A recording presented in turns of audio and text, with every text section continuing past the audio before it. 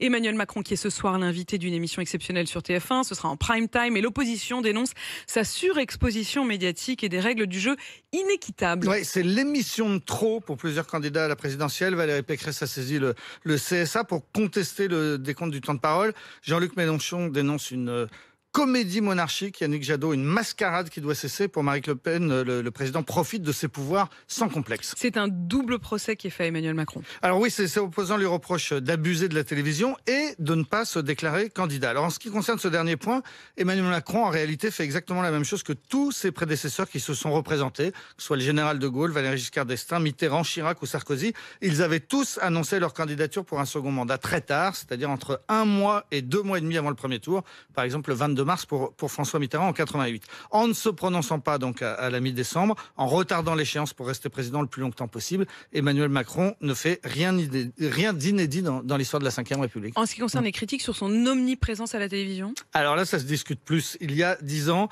Nicolas Sarkozy avait fait le 29 janvier une grande émission en prime time, retransmise sur TF1, sur France 2 et sur 6 autres chaînes. En pleine campagne, l'opposition avait crié à l'abus de pouvoir, mais Valérie Pécresse, qui était sa ministre et porte-parole à l'époque, l'avait défendu. Elle estimait en substance que face à la crise du chômage, il était normal que le président en exercice vienne parler aux Français. Les soutiens d'Emmanuel Macron se font un plaisir de remarquer maintenant que Valérie Pécresse dénonce aujourd'hui exactement ce qu'elle a prouvé il y a 10 ans. Mais ce n'est pas parce que Nicolas Sarkozy faisait pareil qu'il n'y a pas des questions à se poser. Emmanuel Macron s'est effectivement beaucoup invité à la télé depuis le début de la campagne. Le 9 novembre, une longue allocution à 20h avec quelques annonces sur le Covid, mais surtout une défense de son bilan.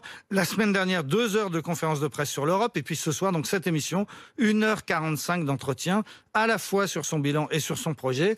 Un des dirigeants de TF1, un des rares qui a pu voir cette interview enregistrée, m'a confié hier soir que à la fin de l'entretien, il n'y avait plus aucun doute sur le fait qu'Emmanuel Macron sera candidat. Il s'agit donc bien d'une interview politique. TF1 qui a proposé à tous les grands candidats de réagir en direct après l'interview. Ouais, et presque tous ont d'abord accepté avant de presque tous finalement renoncer. Ça vous fait rire, hein, Jean-Baptiste Djebbari, je vous vois qui...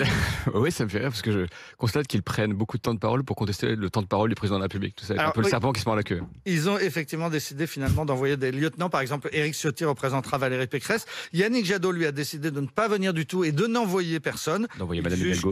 Que les candidats n'ont pas à être placés dans un rôle de commentateur d'un autre candidat. En fait, seul Éric Zemmour, pour l'instant, a accepté d'intervenir en duplex. Les choses peuvent bouger dans la journée. Ce qui va compliquer du coup la vie de TF1. Jean-Baptiste Djebbari, je vous voyais réagir à l'instant.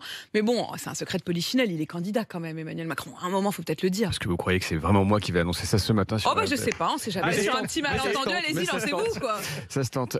Non, mais moi, j'écouterai l'interview avec beaucoup d'intérêt. Et du coup, j'écouterai la controverse de l'interview après avec beaucoup d'intérêt jusqu'à tard. J'ai jamais très bien compris pourquoi on attendait, à quoi ça rime.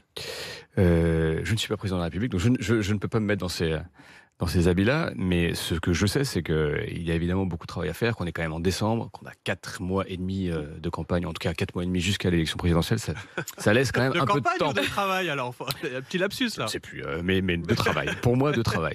Pour vous de travailler, vous avez une grève en effet sur la table, on l'a bien compris. Vous espérez, vous dites que c'est un souhait réaliste, qu'un accord puisse être trouvé à la fin de la matinée avec ceux qui ont déposé ce préavis de grève à la SNCF. Jean-Baptiste Djebbari, merci d'être venu répondre à nos questions ce matin sur RMC. Il est 7h58.